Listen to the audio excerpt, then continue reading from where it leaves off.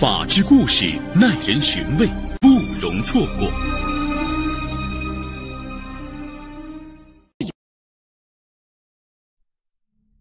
2009年春节过后的一天上午，曹志杰一到办公室就打开电脑，在 QQ 里抓住女下属吕秀梅抱怨：“你老公最近不是去外地学习了吗？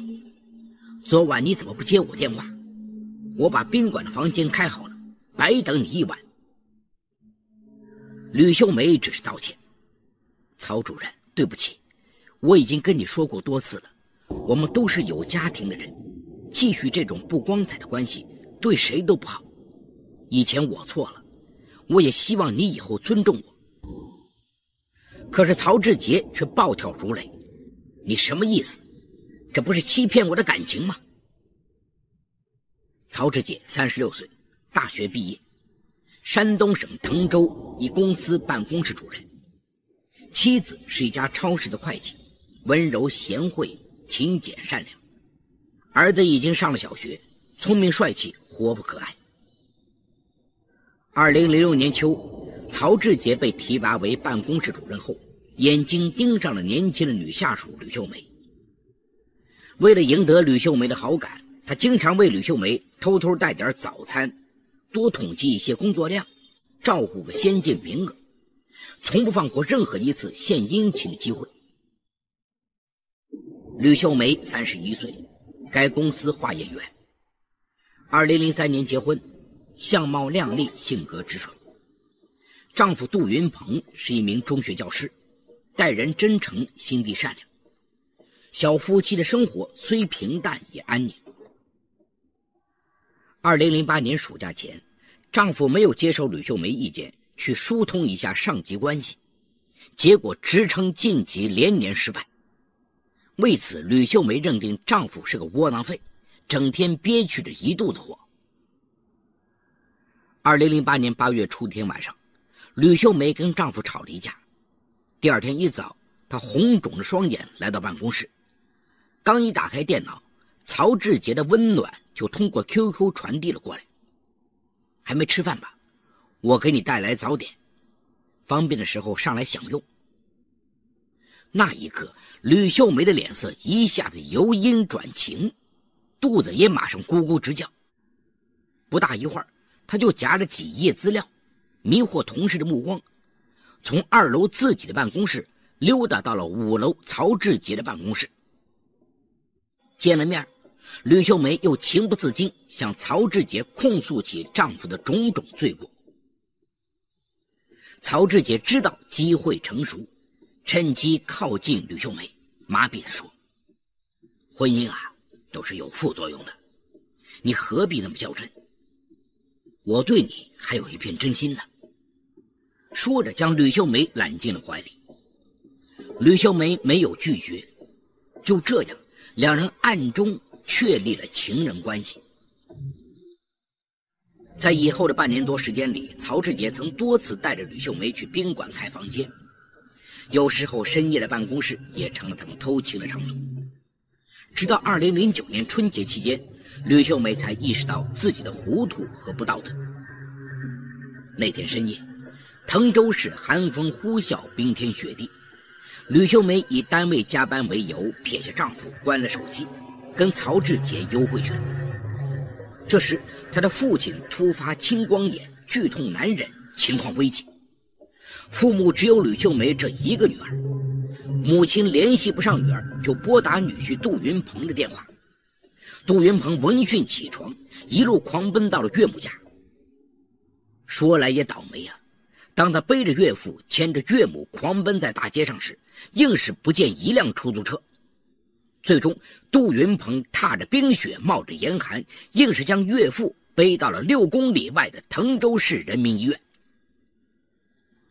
第二天中午，当吕秀梅赶到医院以后，她父亲的手术已经顺利结束。医生对她说，如果再耽误半小时，老人一只眼球就要摘除，甚至还有生命危险。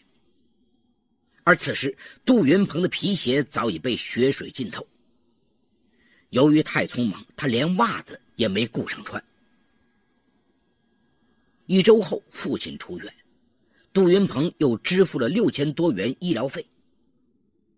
病友们见状，无不在2位老人面前啧啧称赞：“这个女婿啊，比亲生儿子还孝敬，你们真有福气啊！”吕秀梅听了这话，心里感到阵阵的愧疚。春节过后，杜云鹏调到另一所学院代课。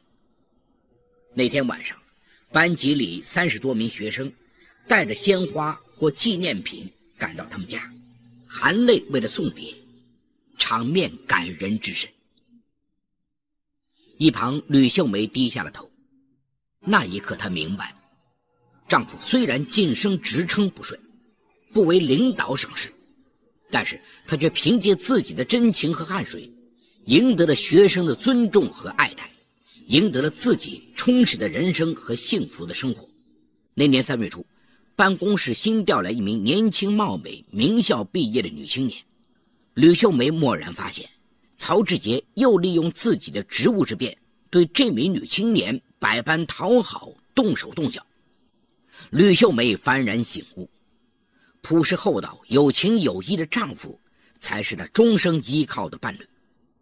在曹志杰心里，他不过是一个猎物。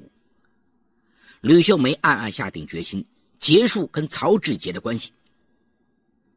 不料想，曹志杰闻讯跟他反目成仇。当时曹志杰诱骗新来的年轻女下属失败了，接着又面对吕秀梅的撤出，越想越没面子，越想越不甘心。随即他就在 QQ 上纠缠羞辱吕秀梅：“你少给我讲大道理，少给我装正经，我还不了解你的底细吗？”吕秀梅对曹志杰更为反感，可是毕竟自己也有错，她又能如何回击呢？吕秀梅强咽下驱逐的泪水，依然不肯低头。曹志杰又恐吓说：“老老实实跟我好下去，什么事情也没有，不然我跟你没完。”怎奈吕秀梅态度坚决，已经不再理睬他。果然，曹志杰恼羞成怒，对吕秀梅实施起报复。3月26号一早，曹志杰反复拨打吕秀梅的电话，吕秀梅就是不接听。曹志杰气急败坏，猛地他抓起身边的一把美工刀，冲到吕秀梅的身边，厉声呵斥道：“吕秀梅，你把我惹急，我敢一刀捅死你！”一时间，办公室7、8双眼睛集中到了他俩身上，大伙迷惑不解，议论纷纷。这俩人有什么矛盾呢？怎么会如此激烈？尽管曹志杰手里的刀子随后被同事夺了下来，但矛盾公开和激化后，吕秀梅担心事情暴露难以收场，一整天都是趴在桌子上，不敢抬头见人。曹志杰暗自得意。3月27号晚上9点多，老领导韩淑平突然拨通曹志杰的电话，厉声要他马上来办公室一趟。韩淑平是曹志杰的上任，60多岁，德高望重，敢做敢当，深受公司上下的敬重。退休以后，他又被公司返聘。原来吕秀梅惶惶不安，走投无路之际，想起向这位老主任求助。韩淑平了解情况后怒不可遏，一见面，韩淑平就教训曹志杰：“都是有家庭的人，你们这事儿压根儿就不对。小吕迷途知返，你竟然还纠缠恐吓他，耍流氓不是吗？今天你要向他赔偿道歉。”曹志杰哪敢跟董事长的红人老领导韩淑平叫板，连连答应。当晚，他给吕秀梅写了一份不再欺负他的保证书。韩淑平还没放过他，又强迫他赔偿了吕秀梅精神损失费1000元。送走吕秀梅、韩淑平，曹志杰越想越窝火，夜里回到家怎么也睡不着。女人出轨是不道德的行为，被人知道了必然会受到丈夫的惩罚，社会的谴责。吕秀梅白天吓得往地缝里钻，夜里搬来韩淑平助阵，这不就是害怕事情张扬出去，利用他这个心理，就是一把杀手锏。想到这里，曹志杰更为猖狂起来。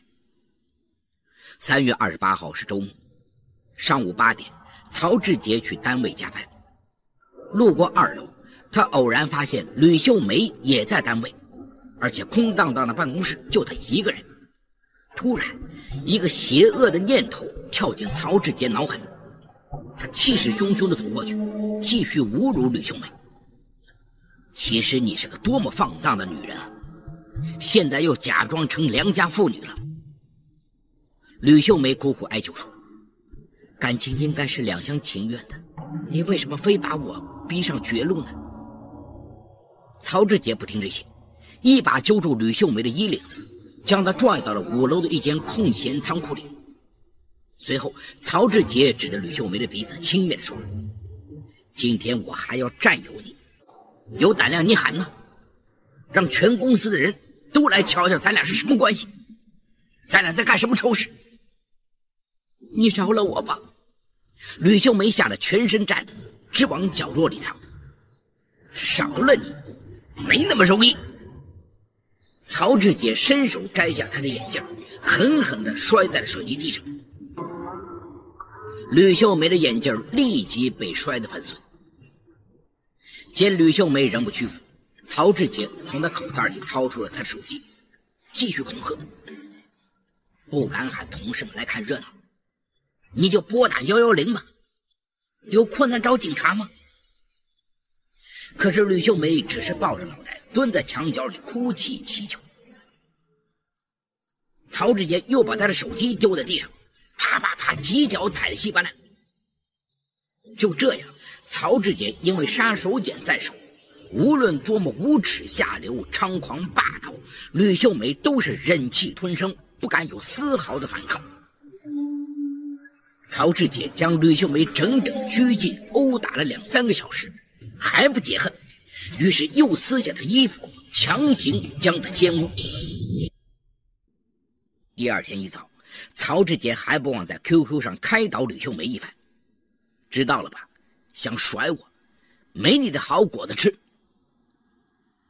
吕秀梅对曹志杰恨之入骨，她痛骂道，你强奸妇女，禽兽不如。曹志杰则哈哈大笑，哈，是的，你又能怎么样呢？4月6号中午，他在 QQ 上给吕秀梅留言，今晚咱们老地方见，好吗？以后只要你听我的话，我还会像以前一样疼你的。折磨你的时候，其实我的心一样难受。然而曹志杰等了一下午，吕秀梅一直沉默。曹志杰关上电脑，再次露出丑恶狰狞的嘴脸，看来这女人还欠修理。当晚8点，曹志杰趁吕秀梅在实验室忙碌，突然闯到她面前，命令道，跟我出来一趟。吕秀梅没有理睬他。曹志杰要挟道，再不动，我拔了你的电脑线。这情景一下子将吕秀梅身后的几名助手惊呆了，他们面面相觑，两人不像是工作上的矛盾呢。吕秀梅担心电脑来不及保存的数据丢失，更害怕事情闹出去，不得不跟着曹志杰走出办公室。曹志杰将吕秀梅带到实验室附近一个黑暗的楼梯间后，揪住她头发一顿暴打。可怜吕秀梅不敢呼救，甚至不敢呻吟，只能默默忍受着。打累了，曹志杰恶狠狠地丢下一句，有种就给我这么挺着，下半夜我还来揍你，以后见一次揍一次，还要把你的丑事捅给你丈夫，让你里外不是人。说完点燃一根烟，扬长而去。深夜11点了，吕秀梅强忍全身的剧痛，挣扎站起来。眼前曹志杰已经将她逼得走投无路。午夜时分，吕秀梅艰难地回到家里，这时丈夫已经进入梦乡。保温状态下的电饭煲里，丈夫为她留的饭菜散发着扑鼻的香气。吕秀梅轻轻靠在卧室门口，听着丈夫鼾声如雷，顿时浸泡在愧疚和悔恨的泪河中。终于她给丈夫留下一封简短的遗书：云鹏，我对不起你，先走一步，如果有来生，我一定报答你的爱。你再找一个贤惠的媳妇儿吧，我在地狱里也会为你祝福。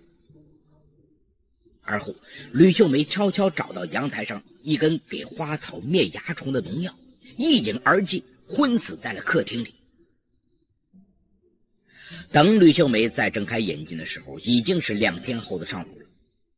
当时她正躺在滕州市人民医院的急救室内，一旁及时施救的丈夫杜云鹏紧紧拉住她的手，心急如焚，泣不成声地说：秀梅啊，你究竟遇到了什么麻烦？怎么就想不开了呢？咱们是夫妻呀，连我也不能告诉吗？吕秀梅一下子扑进丈夫怀里，嚎啕大哭起来：云鹏，我不能说呀，真的死也不能说，你就别再问了。此刻的她依然挣扎在恐惧的深渊里。接下来医生通知这对夫妻，吕秀梅已经怀孕1个多月，但是因为这次服毒伤害了胚胎，她又必须流掉。同时医院还查出吕秀梅已经患上脑震荡、应急性心理障碍等疾病。吕秀梅闻讯欲哭无泪，她在心里恶狠狠地骂道：曹志杰，我要变成厉鬼跟你算账。此后1个多月的时间里，杜云鹏为吕秀梅请长假，让她专门在家养病。丈夫宽厚的肩膀成了吕秀梅温暖坚定的依靠，渐渐的她脸上恢复了昔日的光彩。这时候曹志杰为置吕秀梅于死地，又幽灵一般伸出魔爪。6月24号上午，曹志杰找到吕秀梅的丈夫杜云鹏的手机号码，接连给他发去了几个短消息：你老婆跟我是情人关系，我们之间的矛盾，她敢跟你说吗？你戴绿帽子了，这样的老婆是害人精，你悲哀呀。吕秀梅一忍再忍，可丑事还是被曹志杰全盘捅出。